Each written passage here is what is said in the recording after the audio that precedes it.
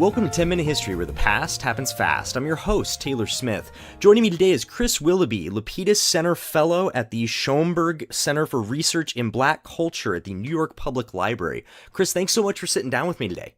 Oh, thank you for having me, Taylor. Of course. So, set it up for us. What are we talking about today? So today I wanted to discuss with you my book manuscript called Masters of Health, Racial Science and Slavery in American Medical Schools. And it explores what I think of as medical education and medicine in the Americas' original sin of incorporating racial thinking and race science into medical curriculum. So during this period, which I start with the founding of the first U.S. medical school in 1765, which is the University of Pennsylvania, and go up to the Civil War with that. And what we see in the narrative that I present is that race, and particularly the exploitation of African-descended people, whether free or enslaved, really begins with the first medical school in the U.S. Or not the exploitation generally, but the exploitation in medicine. In 1763, for example, the first public dissection of a black man occurs in Philadelphia by someone who will found Penn 2 years later. And this original moment kind of really builds over the next century that my book relates from 1765 to 1860. And I show how racial thinking becomes systematically incorporated into medical pedagogy to where the average medical student would leave the medical school seeing themselves as a scientific expert on race. There are two forms of mastery in the antebellum United States that combine in the medical school and gets taught to the thousands of medical students graduating during this period. And that's the mastery of the enslaver and how they view people of African descent's bodies, and the mastery of the clinician and how they view anatomy. So during this period, anatomy is kind of a central way to understand the human body, and it's emerging with greater power, just as racial science is. And so the racial science of this period gets imbued with both this clinical mastery, this notion that you can define disease in a dead body through studying their anatomy, and the notion that you can define race through studying anatomy. And these two forms of seeing bodies combine in the medical school and train tens of thousands of students in the antebellum period to disperse their knowledge as practicing physicians in the U.S.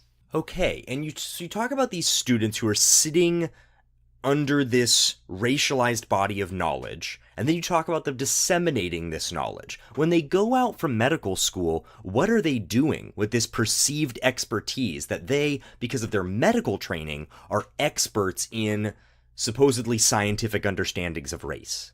Well, in addition to practicing on plantations in the South, there's one kind of story that I think really captures this notion of medical students are going out and being seen as experts.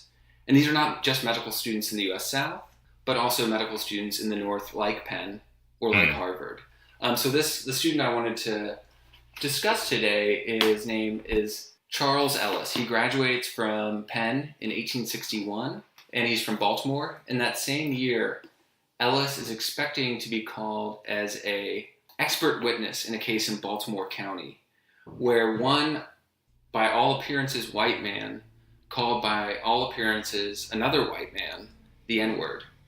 And Ellis, based on his medical degree, based on his recent training at Penn, is expecting to be called as an expert witness to decide whether or not this man, who by all accounts appears to be white, is in fact black, and thus can sue the defendant successfully for slander. So Ellis writes his professor, Joseph Leidy, in 1861 in anticipation of the case, asking for advice. And for a bit of context, Leidy is probably one of the most important naturalists in the country in this period. He's one of the first converts to Darwin, and he also, one of his most famous contributions is he discovered the bacteria or the larva that causes trichinosis. So the reason why we cook our pork to a certain temperature is because of Leidy. And so Leidy also systematically taught all of his students at Penn in his anatomy lectures the inherent differences, racial differences through anatomy of African descended people And Ellis is trying to figure out how to turn this anatomy instruction that he received just that year at Penn into a practical way to judge whether or not someone's black or African descended. First, Ellis explains in his letter to Leidy, he says, "From your most satisfactory lectures during the past 3 years," and I'm quoting Ellis here, "I am well acquainted with points of distinction between the European and African existing on the skeleton." So we see that Leidy is systematically teaching racial differences on skeletons. Now, to the extent that they actually exist in the present, or even in that time period, they did not exist. But for the purposes of this, Ellis believed he could see them on a skeleton. But obviously, he can't access this person's skeleton. So he's looking for some other way. He said if this man had curly hair and there was some evidence of a distant African-descended ancestor, of course, then we'd know he's black. If he had dark skin and curly hair, we'd know he's black. But there must be some other way. He asked Leidy if it would be possible to measure the man's facial angle and decide if he were black then. And sadly, we don't actually have Leidy's reply. But we do know a lot about what Leidy taught. Leidy did teach that the skull kind of captured each race's difference, that facial angles did separate the races. And so what Ellis shows us is how this medical education traveled to teach people to be experts on blackness left the medical school. So this knowledge, it's leaving the medical schools, it's going out into other parts of the country, so there's clearly some kind of an impact there. But for your work specifically, why is this something that someone needs to know? Well, take for example something like sickle cell anemia. Take for example sickle cell anemia. We all think of this and assume this is a black disease. Mm-hmm. Yet, people throughout the Mediterranean world, especially southern parts of Greece, Italy, people who aren't black, quote unquote, get sickle cell anemia. Yet, so much of the way we think about that, and even how doctors do in the present, is based on these antiquated racial paradigms. I mean, the sickle cell is of itself a kind of genetic inheritance, but it's not tied to race, it's not tied to phenotype. Yet our doctors continue to ask these very simplistic questions. And what I am showing in this project is that if we go back and we look at the origins of when race was introduced as an analytical category in medical thought and became a normative feature of medical practice, if we go back to that origin in 1765, we realize that it's built out of many of the same prejudices of enslavers.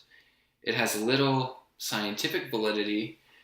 And then you compare that to the work that like amazing sociologists like Dorothy Roberts, Alondra Nelson, and Troy Duster have done in showing all the embedded racial assumptions in modern day genetic theory that once don't stand up to even a minor amount of scrutiny, like sickle cell anemia, where we can show the highest rates of the sickle cell trait in a very concentrated area, are actually in southern Greece. Once we see where these origins are and where it still persists, we kind of maybe can recognize that there's a fatal flaw, not so much in the actual practitioners of medicine today, but in the kind of structures of how medicine is thought about and how medicine is approached intellectually. And that there's an unquestioned use of race as a biological category, but that dates back to the late colonial period. And that the actual best answer is probably to abandon race as an analytical category. But that these racial typings and this impulse to use race in medicine still shapes health outcomes in the present. That's where I think it's so vital, where the takeaway is. Okay, great. Well, thank you so much for taking the time to sit down with us here at 10 Minute History, unpacking this for us and helping us to understand some of the origins of how these ideas of race got into our understanding of medicine and then where that went out into the world. Thanks so much for helping us to understand this. Thank you, Taylor. Thanks again to Chris for that interview. If you'd like to get in touch with him to discuss his work further, talk about working together on a conference or anything along those lines, you could reach him through his academia.edu page. We've linked to that in the description. Thank you so much then to those who have left reviews for us on iTunes and some other platforms. It's a huge help. If you'd be willing to take a moment to do that, leave a review for the show. Even better if you can type some words in there, give people a sense of what to expect. It's a huge help to us as we keep getting things off the ground. If you like, you can head over to www.pasthappensfast.com to submit your work for consideration on a future episode. As always, thanks very much for listening to 10 Minute History, and we'll catch you in a couple weeks.